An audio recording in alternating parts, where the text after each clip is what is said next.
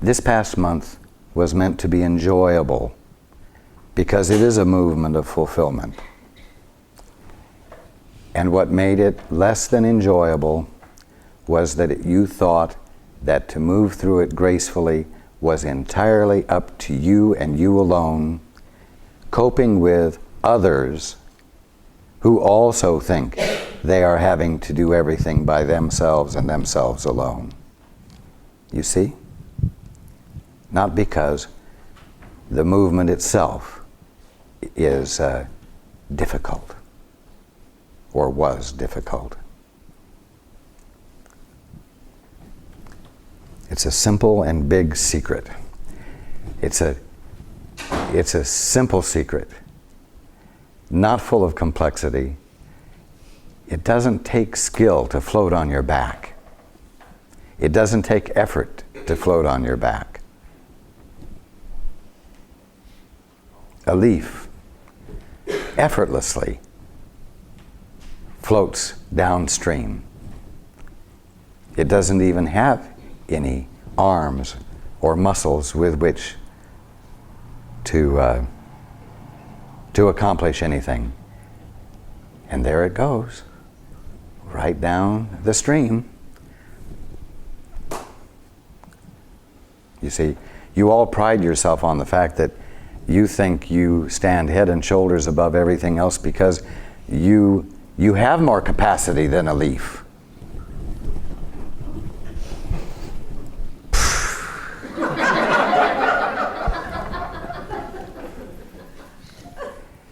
And that's what hooks you. You don't need more capacity than a leaf has. You don't need more capacity than a leaf has.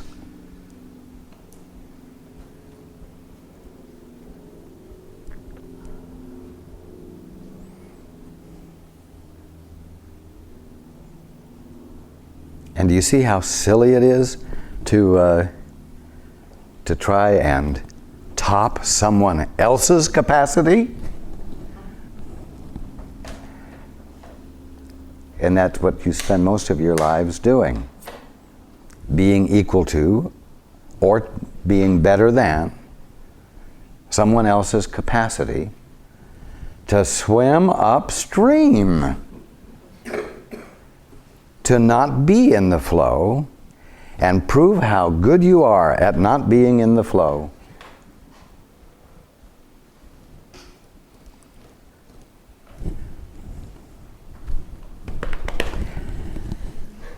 And how? How do you get in the flow? By saying help.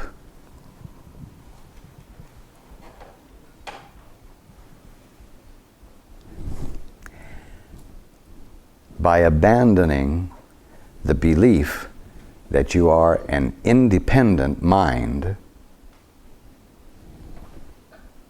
an independent, self-sufficient entity, and saying,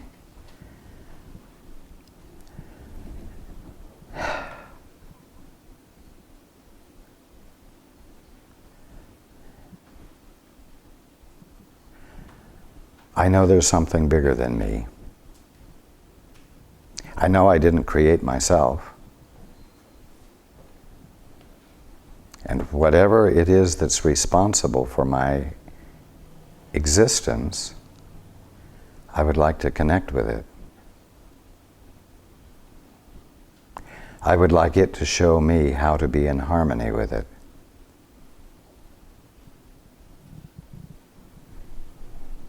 Help. Whatever it is that's bigger than me and that is the reason for my existing, help me. I don't want to be unconscious of you any longer. I'm going to stop the struggle. Help.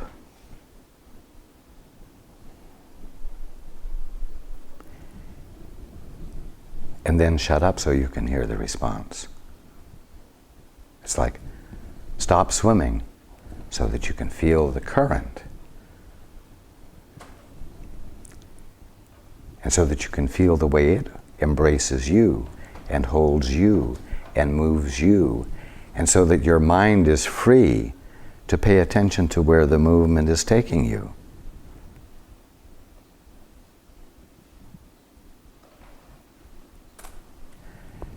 If you're swimming upstream, the current is your enemy.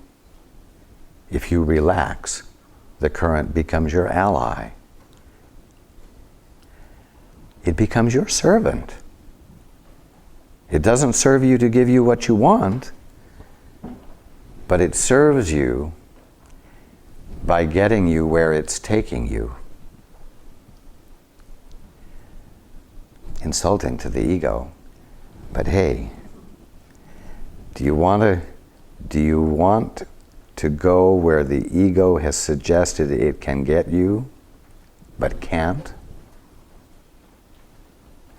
Or do you want to yield to the movement of God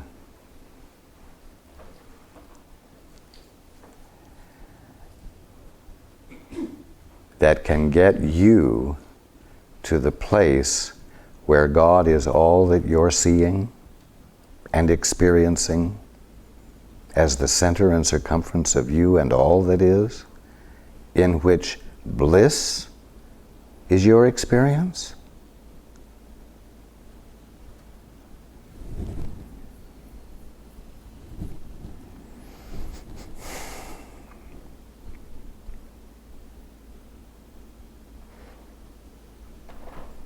You've got to decide which is more important to you, and I promise you, you will do what is most important to you. And so if you continue to have a struggle, you may know that at the moment that is what is most important to you. It's most important to you to swim upstream or at an angle to some degree against the current.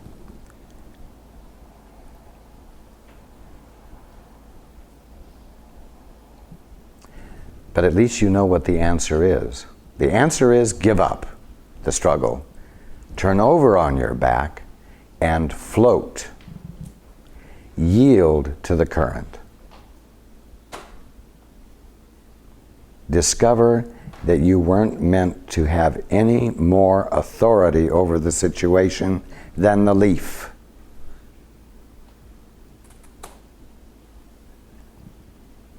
I'm looking at you almost constantly, but I'm talking to all of you. You weren't meant to have any more authority than the leaf. What is your function then? Your function is to pay attention to the trip.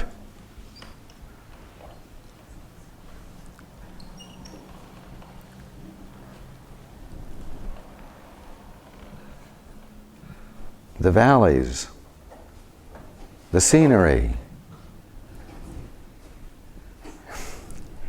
everything that the movement of the current brings into your experience. And what is it going to bring into your experience? The kingdom, because it's the current's good pleasure to give you the kingdom. Got it?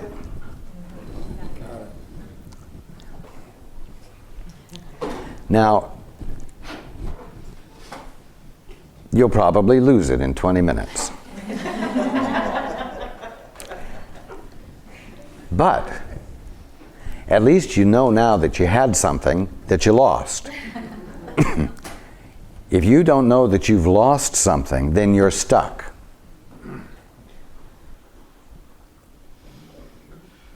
And you were stuck for the last month because you forgot something for a month or longer, but you forgot it for a while.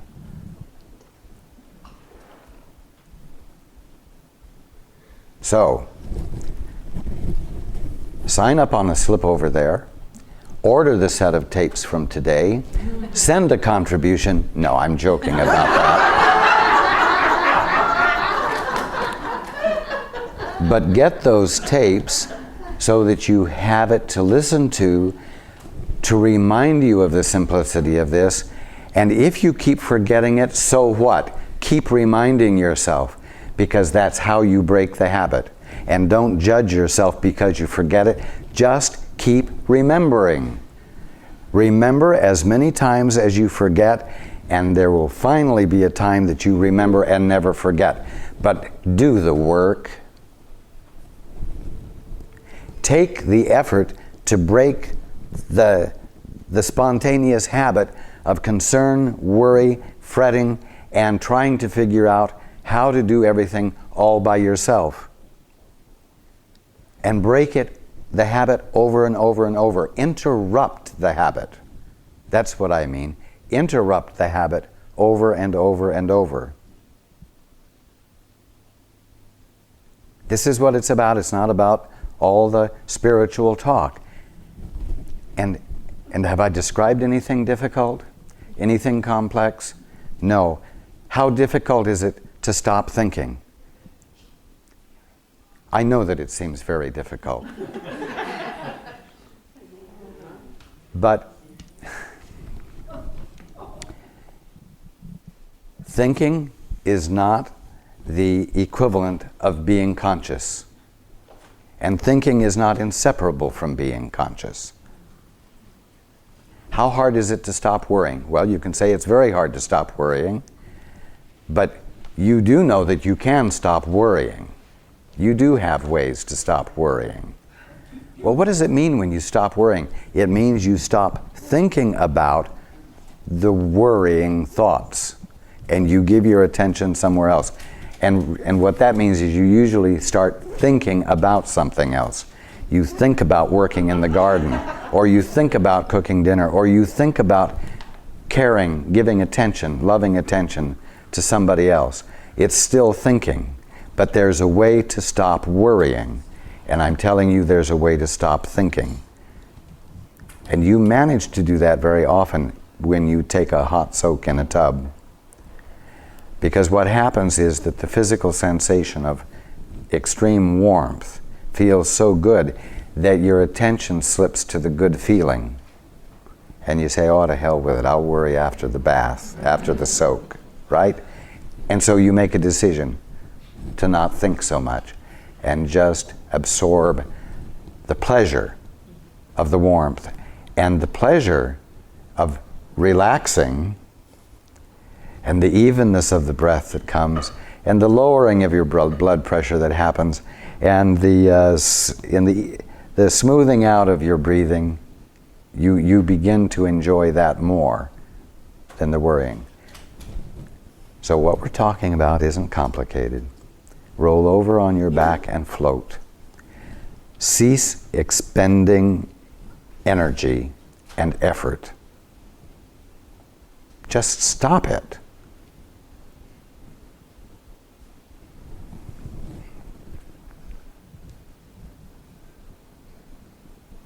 And then, because that's not the end of it, but this part's easy too, then desire to know how to be in the movement,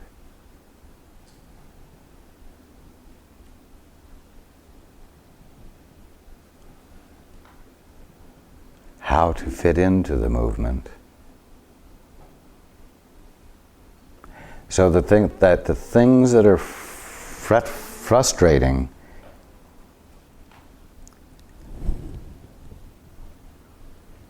cease to be experienced as frustrating,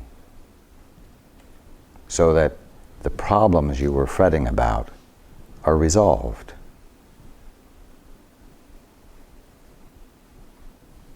But you see, now you're asking for help in knowing how to be. You're asking for help in knowing how to be congruent with the movement of God. And you're not trying to find out how to swim upstream better. Or to get in a different stream. Exactly, or get into a different stream, yes, yes. what I was thinking about, getting into a different stream because I didn't like this one. Exactly. Exactly. And it isn't that you're in this stream, it's that you're going against the current. Yes.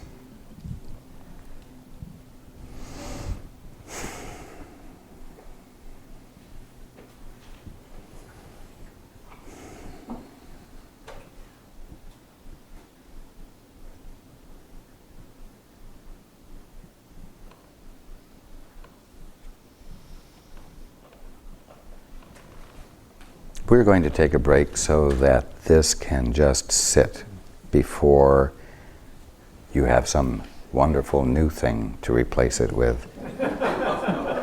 Thank you, Raj. You're welcome.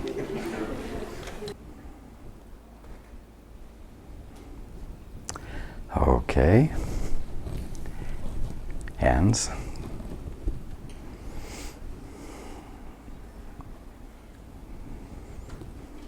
The gentleman right here.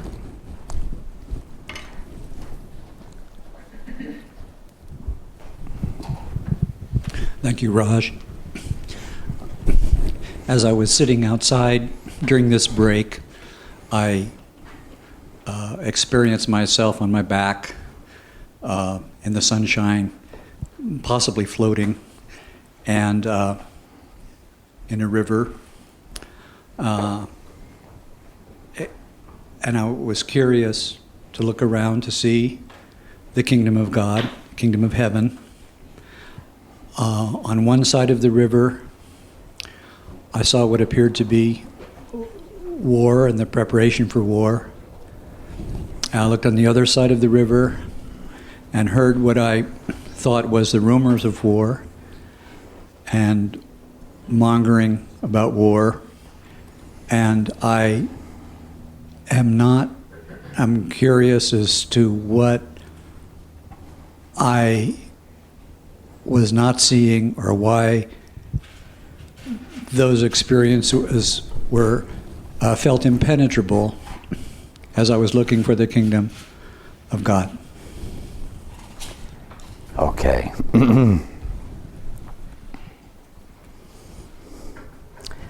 Were you looking at the view alone? Yes. So, the yielding to the river symbolizes yielding to the Father's perspective, which means that you want to look at everything joined with the better perspective, you might say, so that you might have the opportunity to see the truth of what is going on. And so that as long as the truth of what is going on doesn't seem to be manifested in the world, you might know how to behave relative to the world in a manner that promotes the manifestation of what is true.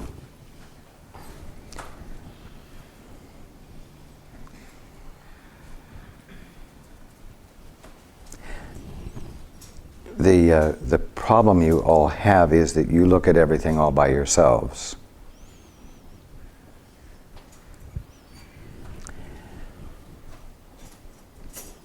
And when you do that, you can only interpret everything based upon your prior experience. So you are looking at everything through the lens of the past. And it's as though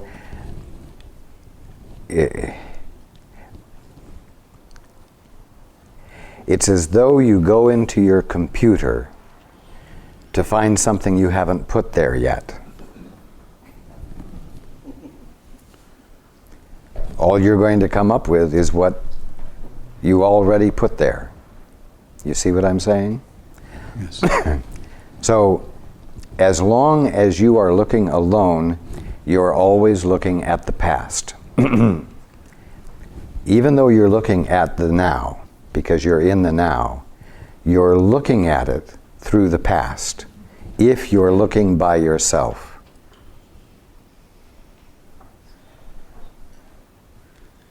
Is that clear? Yes. If you want to see something new, don't go into your C directory.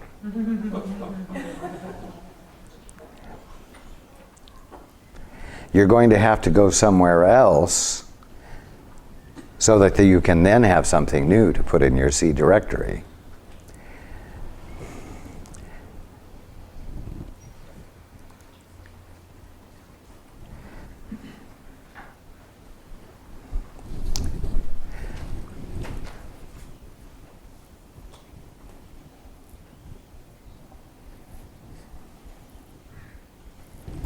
Just a moment.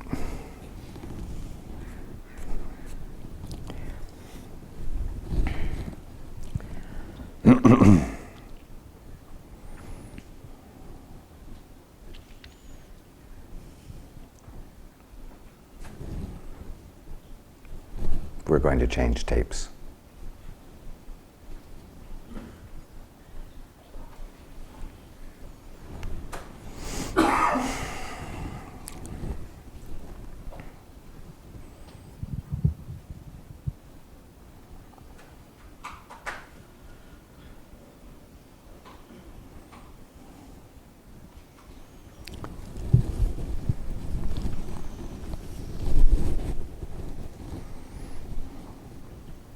Just a moment.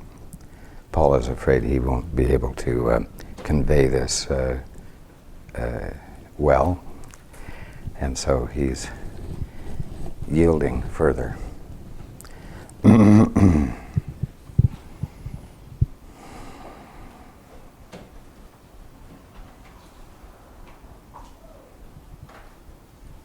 The problem is that he can't grasp a sense of where I'm going.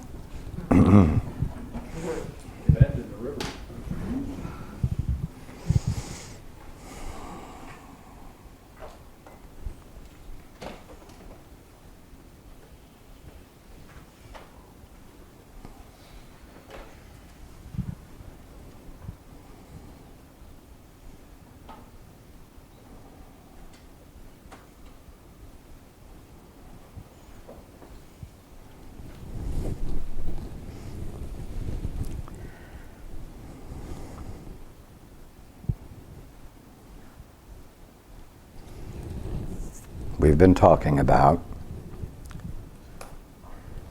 how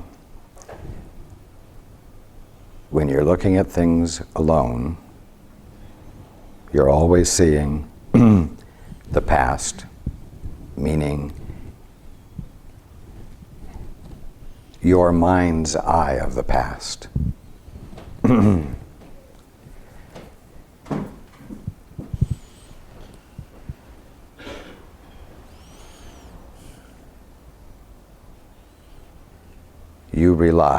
You all rely upon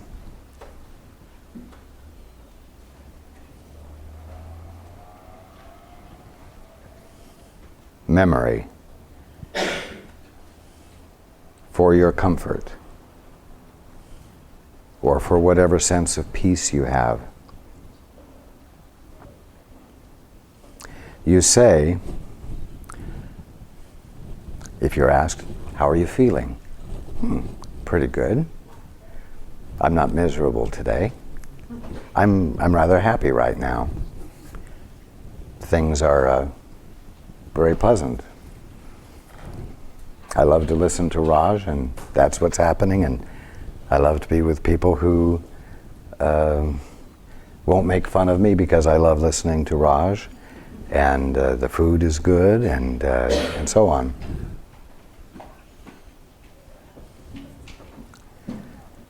But let me ask you this.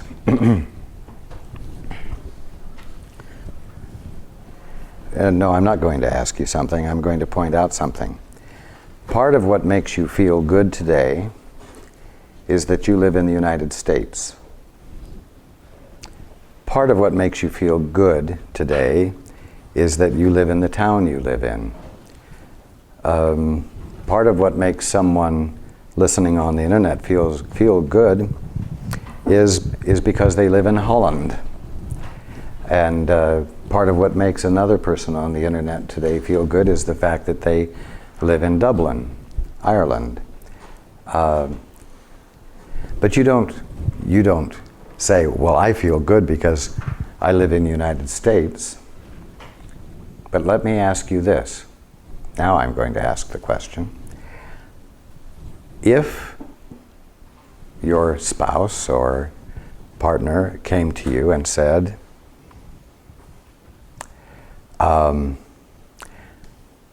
I want to move to Hoboken, New Jersey.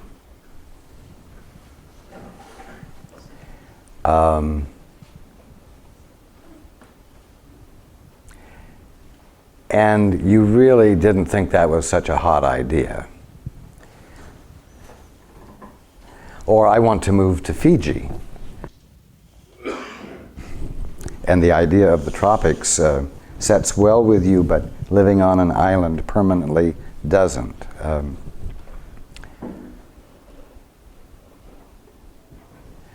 You would begin to realize that part of what makes you feel comfortable is where you do live.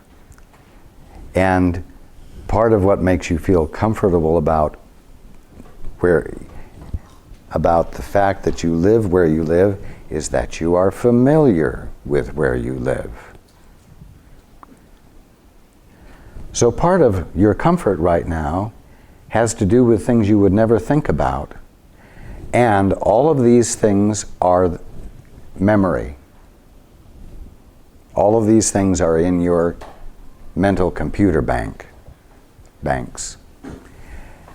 And although you don't think about them, they contribute to your sense of well-being at this moment.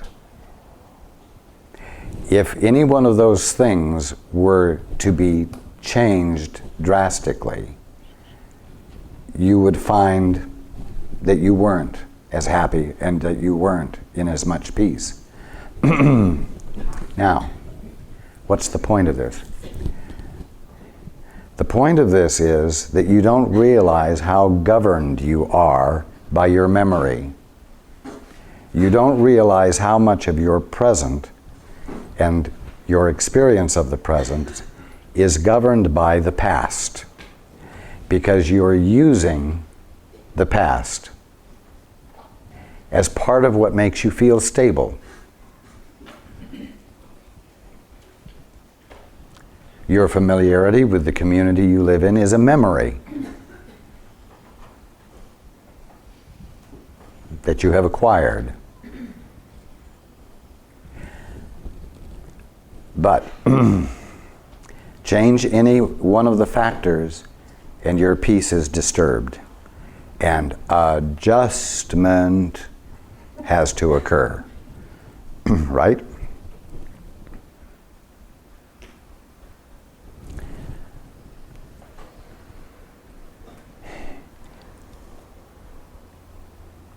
And so you are comfortable because you're living in the past. That's my point. Does everyone grasp that? Paul is concerned that it's complex. You are comfortable because you're living in the past. You are allowing yourself to be comfortable because your memory says it's safe to feel comfortable.